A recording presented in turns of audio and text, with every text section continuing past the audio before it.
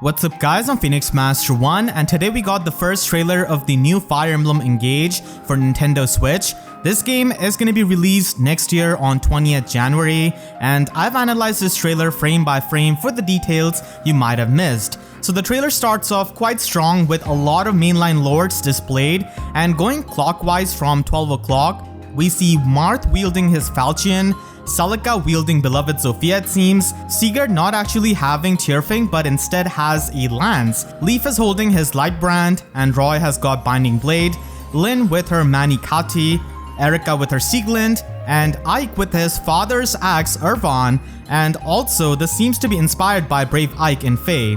Micaiah is likely here with a fire magic, and we also see Yune later on. Lucina is here with her butterfly mask and her Thogan bow from her legendary version in Fae. So you can definitely see a bit of Fae inspiration in this game, and they likely want to diversify the weapons of the lords instead of all of them having a sword. Moving on, we also have female Corrin with a dragonstone, and finally ending this off with male Byleth with his creator's sword.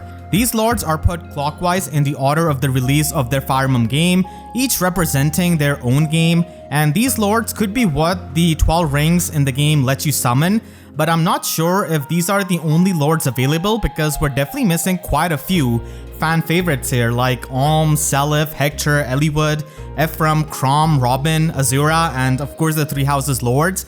So it may or may not be that only these lords shown here are going to be available in the game. Unfortunately, the lords which are not shown here, we don't actually see them in the trailer anywhere, so maybe they're saving it for a later trailer, I hope. And this is not the first time where we can summon older lords or characters. In Awakening, we had the Enheriar cards. In Fates and Shadows of Valentia, we had the amiibo functionality using which you could summon the characters, but it seems like the older lords may have more integration into the story this time around because they are going to be necessary for beating the main fell dragon of this game, and you can actually speak with them in your castle as well, which was not possible to do before in something like Fates. The continent in this game is called Elyos, and we also see 4 kingdoms in it. On top left, there is more of a mountainy kingdom that might also have lava areas. Going clockwise, we have an icy, snowy kingdom, then a desert kingdom with camels, and then we finally have a more grassland sort of a kingdom. In the middle, we have the main castle with the darkness surrounding it, so this is likely the place where we're going to be able to hang out and explore. 1,000 years ago, our lands endured a vicious war with the Fell Dragon. It's interesting that they say that they beat the Fell Dragon because usually that means Grima, so this is maybe a different timeline or in Future of Awakening where Grima has been awakened again, but I think that's quite unlikely and I will explain why that is. The other possibility is that this is a completely different Fell Dragon than the one that we know in Grima. And maybe there are multiple Fell Dragons in the Fire Emblem universe, just like how we have multiple Divine Dragons. And this Fell Dragon has a very cool Cobra-like design, and this is definitely different than Grima because Grima was huge in Awakening, like one of their eyes is as big as whole Lucina, so that's why I don't think this is Grima, and this is just a completely different Fell Dragon that we're going to be facing. But they might have some ties with Grima, or at least the similar functionality with how Grimleal function in worshipping Grima. And emblems are going to be the heroes that are going to be used in the gameplay as well. And they're again quite reminiscent of Fae with that summoning aspect, but this is a Nintendo Switch game, so there's not going to be any kind of summoning with orbs. We do see emblems fighting the enemies, Lucina using her bow, Eirika stabbing someone on the ground, and Yune flying behind Micaiah. Sigurd is still using his lance. We see one of the main villains in this trailer who has a third eye open, and he might be somewhat similar to Validar with how they function and how he also wants to resurrect, and he likely operates the whole organization to take over the continent and then resurrect the Fell Dragon. We see our protagonist of the game here, and it seems like the old leaks were true with that Pepsi or Colgate type of hair, and the protagonist's name is Alear. And they can be female too because we know that from the box art as well as from the leaked image. But yeah, the design just looks a bit funny at first for me, so it will definitely take a bit of time for me to get used to them personally. And our protagonist does have heterochromia with those different eye colors, which is definitely quite good visually. We do see a flying divine dragon meeting Alear for what it looks like the first time and giving them an emblem ring, and this divine dragon is present on the box art as well, and later on this might be the human form of the divine dragon that we see approaching Alear, and they also have a close-up in the later part of the trailer. A fight in the castle is shown, and they all have this helmet which emits this light, which is really interesting. So again, they are kind of similar to Risen in the fact that they might be soldiers that are dead. So the helmets might be a way of controlling them or just corrupting them. In the cinematic cutscene, we see a man with fire sword who reminds me a lot of Sylvain with his looks and Hector with his ferocity, and he has a resemblance with one of the generals at the end of the trailer, so he could be related to him, maybe a son of his. And then we see a woman with a lance spinning on it to attack, which is really awesome. Alfred is the name of the man with a spear who looks like a knight and definitely reminds me a bit of Dimitri. And finally, we see a flying mage woman with fire magic, and her design is quite inspired by the Grimoire class from Three Houses with all of that fluff. These are likely going to be the main characters along with the protagonist, as they're also present on the box art, so they are going to be important characters, and they might be the heirs of their respective kingdoms that we saw before. The red hair guy with the fire sword could be from the snow or the icy kingdom, and we don't really know his name as of yet. The mage girl could be from the mountain/lava kingdom, and that's why she can have that fire magic and fly. And her name is translated to be Abby from the leaks, but the localization might change it. Alfred is likely going to be from the Grassland Kingdom. And finally, the amazing woman who was spinning on her lance could be from the Desert Kingdom, and we don't really know her name as of yet. Our protagonist summons Marth using his emblem ring, and Marth looks extremely good here. And these emblem heroes have these particles and spirit-like aesthetic. You're awake! Huh? You're really awake, yeah? 1,000 years? That's how long I've been asleep. From wakes up Alear, and this is kind of similar to Robin waking up at Start of Awakening by Lissa and Chrom. Alear says that he has been sleeping for 1,000 years, and that's not really uncommon for dragons because they do go into this deep sleep, and Tiki did as well, and then she woke up in Awakening. Alear might have been a lot younger, and now he has grown up after waking up, so this might not have stopped his aging like we saw with Tiki. We also see Vander here, who's going to be the Jagan archetype of this game and likely a retainer of our main protagonist, and this does seem like the early part of the game. And it seems like you're going to be able to have a lot of emblem rings right from the start because we see many faces here. Alear's class is Dragon Child, and he does have his preferred weapon, Liberation, which is probably pronounced with a more French pronunciation. There's also Weapons Triangle in this game, as we can see. We see multiple emblem rings equipped here with Sigurd, Marth, and Celica. From, who can use their fist, can also use their staves, which is a pretty unusual combo. And we do see From in the combat later on in the trailer, so definitely a pretty weird combination, but hey, it's definitely quite unique. And then we see the preview screen and the battle screen UI. So Alear doubles the foe for 10 damage each and receives 6 damage in that combat. And with the minimap, we do see the enemy units as the red units and also the villages as the yellow. So visiting those villages are going to be giving you the new items as usual.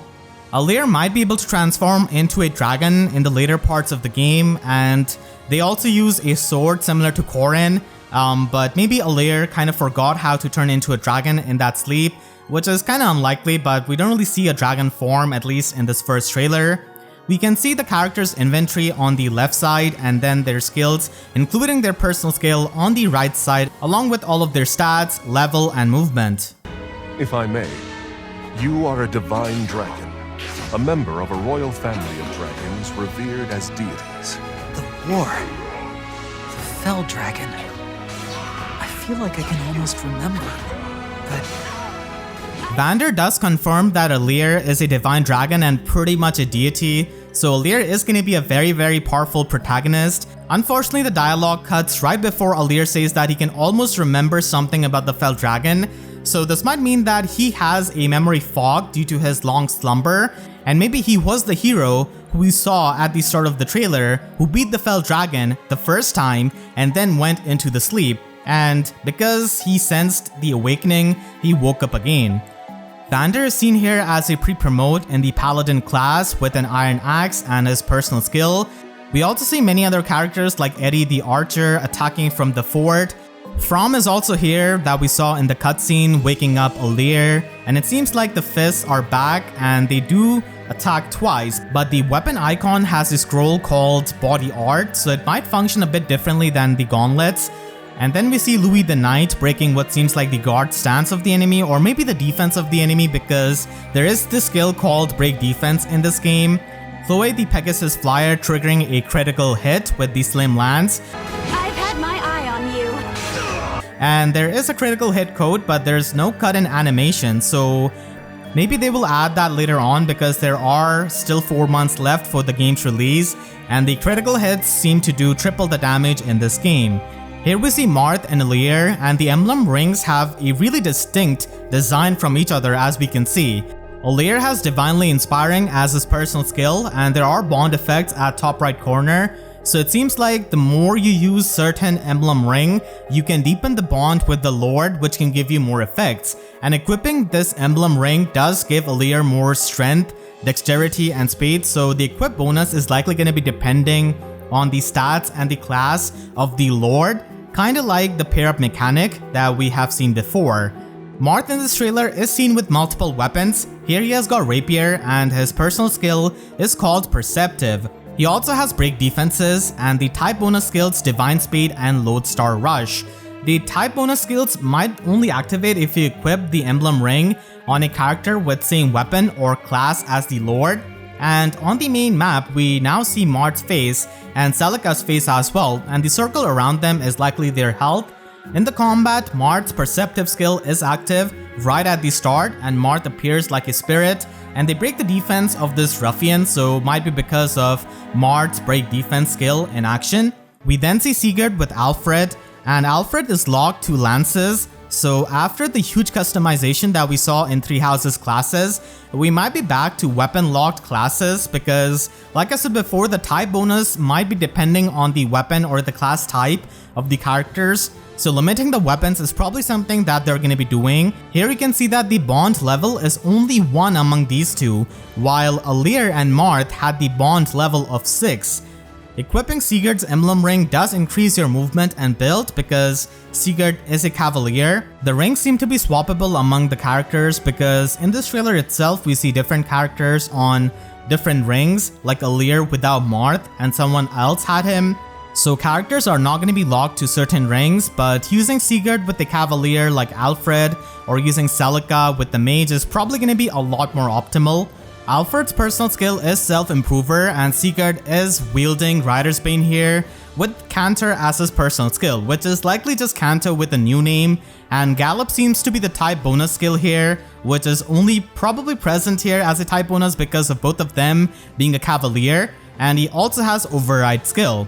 It's worth noting that Sigurd only has 3 skills here, including his personal skill, while Marth had 4. So it might be that you gain skills on these lords as you level up your bond level. So for every 5 level ups, you get a new skill on them. And you can equip multiple emblem rings at the same time on a map because we can see Marth, Roy, Sigurd, Micaiah, and Celica all at the same time on this map. And this seems to be a pretty early on part of the game because all of these are quite low level units. Compared to the previous screen, here the bond level of Sigurd and Alfred is 10, and here we see 2 more skills on Sigurd, and that's why I think you probably get a new skill every 5 bond levels. As he's passing by Celine, who has Micaiah's emblem ring, we see a flower icon in the top left corner, which looks like the personal skill of Celine, which gives you healing if you stay beside her. And one of these new skills of Sigurd is called Momentum, and later on we do see this in the action. And in the combat with Alfred and Sigurd, we finally see Sigurd having Tearfing, so that is good to know. So it seems like these lords can have multiple weapons, because Marth is also seen with multiple weapons across this trailer. Finally, we see the My Castle, or the monastery type of exploration space, and it may be called Somniel, that might be the name of the castle. We can see Marth hanging out here with a dialogue box available, so you can actually speak to these lords and see their perspective after each chapter, which is definitely going to be quite interesting. And on the mini map in the bottom right corner, we do see armory, item shop, accessory shop, and also smithy. Fishing might be back because we do see a hook on the mini map. We also see a sort of fencing around the animals with a sheep, pigeon, a cat, and a dog. So definitely not something that we had in the monastery in Three Houses. I mean, we did see cats and dogs, but definitely not something like this. Kalni is running the smithy, and then a character called Citrine is changing their attire. She can equip different aprons, and there's also a wearable called One Piece, so it might be that swimsuits are available and you can actually wear them. And there's also blue sky dress and training wear. You can also have an accessory on your face like a mask or maybe glasses, but they are not really shown here. And Alfred is seen with some pleasant dialogue as he's welcoming you. The time has come. Now, as one, Emblem Engage!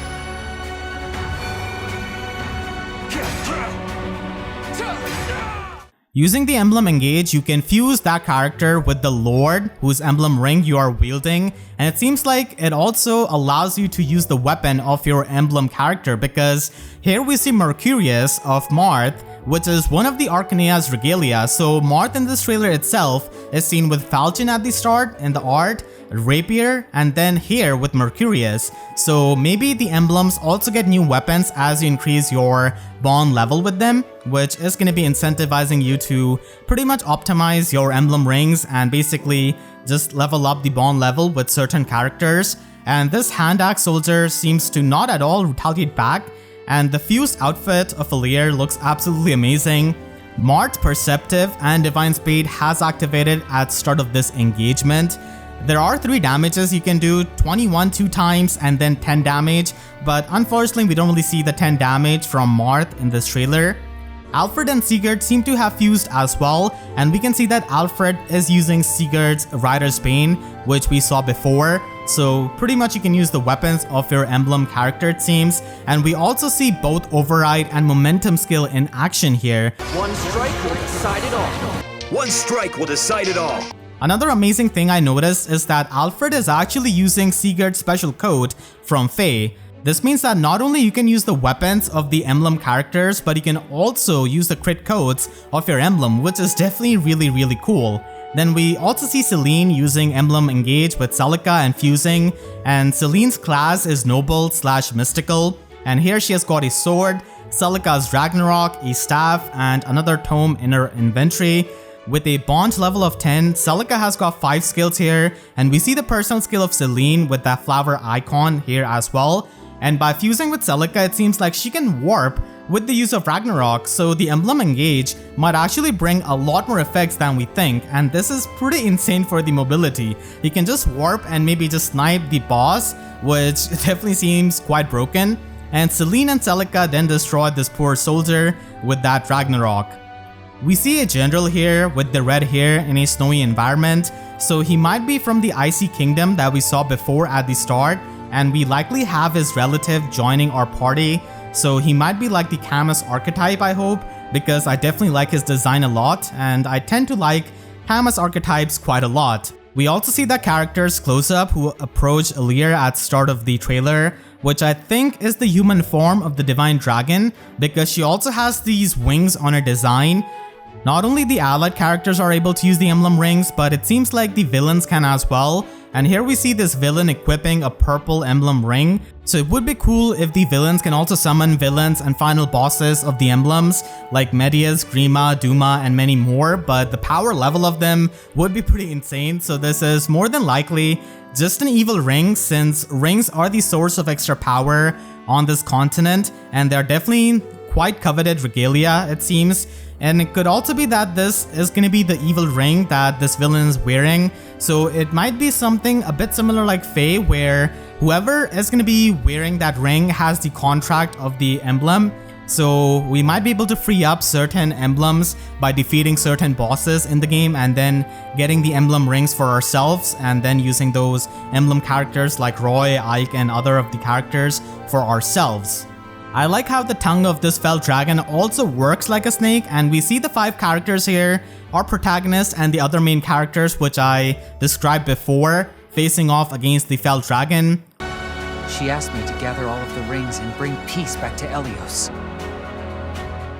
Alear might be referring to the Divine Dragon as the she, and he also says that he needs to collect all of the emblem rings to bring peace, because we did see the villains use the emblem rings, so they might be wreaking havoc by using those rings. And my theory with the contracts might be true if that is the case, because just imagine a villain using the power of Ike or Lyn to fuse with them and then just being a really strong boss. And that could just open up so many huge possibilities. I really want to see that, because these heroes would be in such a dilemma, because they are bounded by this contract and they're gonna be, you know, doing evil stuff with these villains. So that would be interesting to see, but it could be something else as well. And we do see Marth and Leer opening a huge gate, which seems like it might be near the end of the story, so that is interesting. And finally, we do see the full box art with the Divine Dragon and the Fell Dragon in the background, with a lot of the characters including Marth on the box art. There's also going to be a special edition that you can get, which includes a steelbook, art book, art cards of the Lords featured in the game, and also a big poster. In this section of this video, I'm going to be talking about the leaks which we had regarding this game months ago. We don't really know much about the story from this leak, but there are still going to be more characters in the leaks than you saw in the trailer. And it also has information about the next FE game, so this is going to be your spoiler warning. So I'm going to be starting in 3, 2, 1. There was a leak couple of months back on Reddit regarding the upcoming game, and that leak already had screenshots of this game, which definitely increases the credibility of that post, but still take this with a grain of salt. So Fire Emblem Engage was supposed to be this 30th anniversary celebration game, and that's why there's so much fan service in this game with the older Lords, but the pandemic pushed it back most likely, and it says that there's indeed gonna be Fire Emblem 4 Genealogy of the Holy War remake, which I'm so excited about. And they did show us a good amount of Sigurd in this trailer as well. Unfortunately, no Leif or Julia even, so I hope that they are also in this game. Let's take a look at some of the leaked images which they had shown us before, months before this trailer. We see Vander talking with a Wyvern Lord dude who does have a support with him, and we can also see Alear in the base camp as the female version, and there's gonna be an internal clock rotation it seems like, as it is daytime right now. We also see the supports of the Wyvern Lord dude with the other characters, and keep in mind that this was translated by the Reddit user Rain Cloud Grey months ago, so it could be different names as the localization does it. And here we do see Anna, and we also have her unblurry art here. She definitely looks pretty amazing with the new art style. We definitely saw many characters like Chloe, Celine, and also Abby in the trailer itself. Definitely cannot wait to see their official names and the characters officially in the trailer itself. So I hope you all enjoyed this fun breakdown. Let me know in the comments what do you think about this new game, and make sure to share this video with your friends who are just as excited. And if you enjoyed, then make sure to leave a like, and you can also support me directly by using super thanks down below or by becoming a YouTube member. I'll be making more Engage content, so be sure to subscribe and hit the notification bell, because YouTube sub boxes are about as functional as a level 1 brigand when I summon Ike to beat him up. So with that said, I'll see you guys next time. Thank you so much for watching and have a great day.